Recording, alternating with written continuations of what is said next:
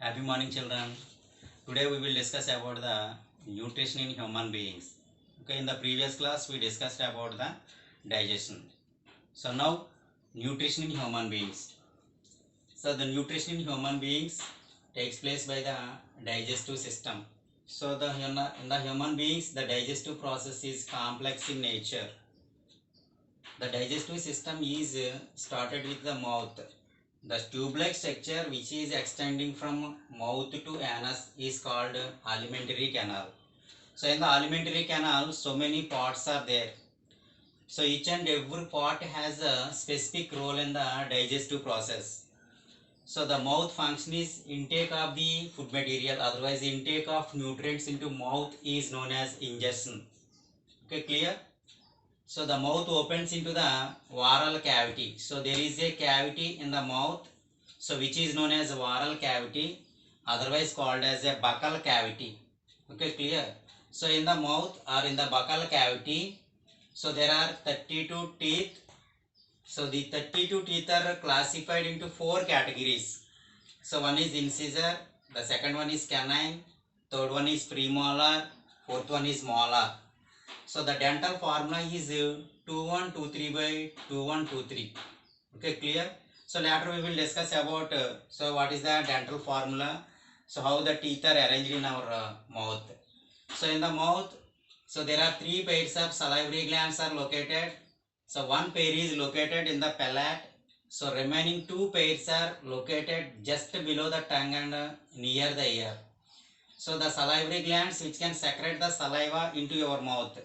Okay, clear? Which consists of one type of enzyme which acts on the carbohydrate. Okay, clear? So food is cut and crushed by our teeth and turns into wet and slippery. This process is known as mastication. So the mastication takes place in the mouth by the teeth.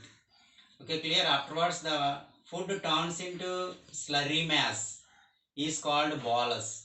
So the bolus enters into the pharynx. The pharynx is a common chamber for both air and food material. So afterwards the food enters into the food pipe. The food pipe is a tube-like structure. The food pipe otherwise known as esophagus. Okay, clear? So in the esophagus there are two type of muscles are located. So longitudinal muscles and circular muscles. These two type of muscles which can make a wave-like movements in the esophagus. So these wave-like movements are known as peristaltic movements. So due to peristaltic movements, the food moves towards the stomach. Okay, clear? So this is a bag-like structure, is known as the stomach. The stomach has gastric glands. The gastric glands which can secrete the gastric juice into our stomach. So which acts on the proteins. Okay, later we will discuss about how the proteins are digested in our stomach. So here due to the secretion of the enzymes, the food materials are partially digested in the stomach. The partially digested food material is known as chyme. Okay, clear? So afterwards, small amount of the food materials enters into the small intestine. The first part of the small intestine is known as duodenum. So this is the duodenum, which is in U shape. Okay, clear? So here in the stomach there is a sphincter. The valve-like structure is known as a sphincter, pyloric sphincter.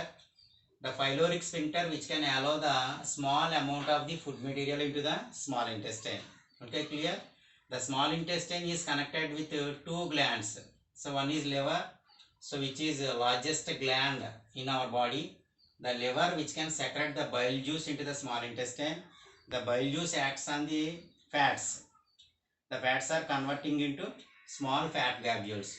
Next one, pancreas. The pancreas also secretes three type of enzymes into the small intestine which acts on various food materials. Okay, then the food materials are digested completely in the small intestine. So afterwards absorption takes place. So in the small intestine there are finger-like projections are there which are known as villi. So the villi which can absorb the nutrients from the food material. So the remaining food materials are enters into the large intestine. The first part of the large intestine has a finger-like projection which is known as appendix. So the food travels in the large intestine.